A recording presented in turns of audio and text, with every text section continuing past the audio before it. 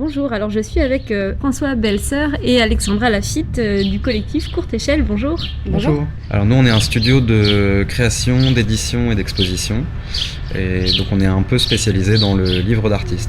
Comment est-ce qu'on devient artiste ou bien collectif éditeur de ce genre de livre ? Je pense que ça passe par une formation assez plastique et en fait on vient des Beaux-Arts. On a aussi fait du coup le master lettres et création littéraire du Havre. Et puis après on a voulu évidemment poursuivre un petit peu et développer ce travail-là à échelle semi-professionnelle, ou professionnelle en tout cas. Est-ce que vous pouvez nous décrire en quelques mots à quoi peut ressembler un livre d'auteur, d'autrice ? C'est souvent en fait du coup un livre avec un ressort assez plastique, assez graphique, qui est en fait à la frontière entre finalement le livre traditionnel et on va pas dire l'œuvre d'art, mais quelque chose qui a à voir avec quand même en fait autre chose qu'un livre traditionnel, donc qui est souvent aussi édité à peu d'exemplaires, entre 0 et 300 on va dire, et du coup qui circule pas forcément dans des canaux de diffusion traditionnels que sont en fait les librairies, que sont des points comme ça de diffusion. Donc voilà pourquoi en fait il y a ces circuits on va dire un peu alternatifs qui sont mis en place en fait partout en France et dont on prend part là maintenant avec ce nouveau salon Grave. Et l'édition même des livres comporte une dimension artisanale ? Oui, ouais, exactement, ouais. Par exemple, la sérigraphie, c'est ça Oui, souvent c'est des collectifs qui ont un peu la culture justement des méthodes traditionnelles, disons, de reproduction, donc la sérigraphie, la gravure, ce qui donne aussi le nom du festival, Grave, ou des choses, des techniques de reliure ou de façonnage. Donc comme disait Alexandra, on est vraiment à la limite entre le livre et l'objet. Est-ce que les livres imprimés, les livres d'auteur racontent des histoires ? Très bonne question.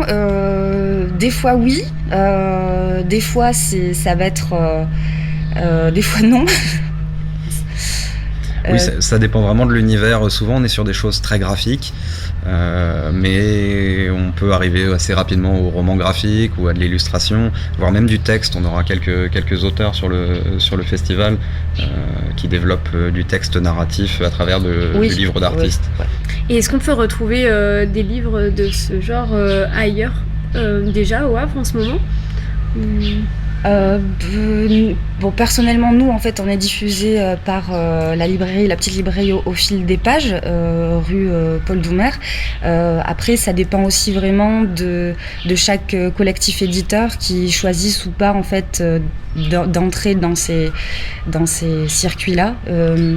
Et des initiatives aussi ponctuelles, comme je pense par exemple à la boutique éphémère d'Oscar et Auguste qui se déroule tout l'été au Tetris. Oui.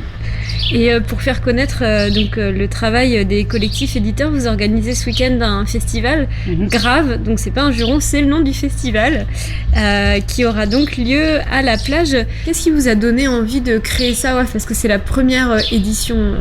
Qu'est-ce qui nous a donné envie ? C'est peut-être aussi l'envie d'organiser, de créer et d'être en fait acteur de son propre d'un propre salon, parce que nous en fait on parcourt un peu la France et la Belgique et pour exposer justement nos boulots dans ce genre en fait d'initiatives qui sont montées par des gens souvent comme nous. Et c'était au Havre en fait il n'y en avait pas, donc c'était aussi l'idée d'en créer un ici au Havre. Et donc c'est parti, il y a un festival du livre d'auteur, d'autrice et du livre imprimé. Il y a une différence entre les deux ? Non, pas vraiment. Façon d'englober. Pas vraiment pour nous, parce que très souvent on a plusieurs casquettes. On est et auteur, et imprimeur, et diffuseur, tout ça, voilà. Donc. Qui va rassembler ce festival ce week-end ? Alors du coup, nous l'idée du festival, c'est de proposer à une petite dizaine de collectifs venus d'un peu de toute la France d'investir chacun une cabane de plage pour montrer leur travail. Et donc on retrouvera par exemple des Amiénois avec les éditions du Monstre, les éditions PPAF, des gens qui viennent de Caen aussi avec les Dispersés, qui est l'association des anciens étudiants de Caen, section édition, ou le collectif J'aime beaucoup ce que vous faites. Voilà, des collectifs qui ont des travaux très divers mais qui ont tous en commun une culture de l'édition, de l'image imprimée. Et donc ce festival aura lieu ce samedi et ce dimanche 6 et 7 juillet sur la plage du Havre, dans les cabanes, la rangée à peu près de ces cabanes, ce sera laquelle? Alors c'est un peu partout, donc ça fait une belle balade à travers les cabanes. C'est aussi l'occasion de découvrir quand même un truc emblématique de la ville. Et alors en fait, pour plus d'informations, on a une cabane accueil qui se situe en face du poste de secours, voilà, en première ligne. Il y aura combien de cabanes en tout? Nous en avons en fait 11 qui ont été en fait prêtées généreusement en fait par les propriétaires de ces cabanes. Et du coup, elles seront toutes en fait signalisées par une petite bannière qui flottera, on espère, voilà, dans le ciel et qui voilà les démarquera évidemment en fait du parc de cabanes assez conséquent sur la plage du Havre. Super. Du coup, le festival est l'occasion de découvrir les livres d'auteurs, d'autrices, les livres imprimés, et puis de rencontrer les personnes qui agissent dans ce domaine. Est-ce qu'il y a une dernière chose que vous voudriez dire à nos auditeurs et nos auditrices? Oui, c'est aussi l'occasion d'expérimenter un petit peu, puisqu'il y a une sélection d'ateliers de 14h à 18h le samedi et le dimanche, avec différents collectifs et intervenants, soit à Havrais, soit des gens qu'on a invités aussi. Donc voilà, ce sera aussi l'occasion de mettre la main à la pâte.